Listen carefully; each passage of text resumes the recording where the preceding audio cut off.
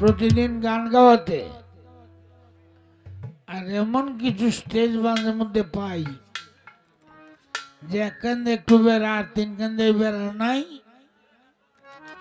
গান টান দে হুঁশ কামলা লইয়া ঢুকতে থাকবি। তো যে কারণে শরীরের অবস্থা কর্ণের অবস্থা ধরা, সকলেই তোমার সুন্দর দৃষ্টিতে দেখবেন। আমার বাবাজি শ্বশুররা এখানে প্রোগ্রাম রেখেছেন তাই আসলাম, কিন্তু এরকম পিঠ করতে রাস্তা এটা বলার মতো না।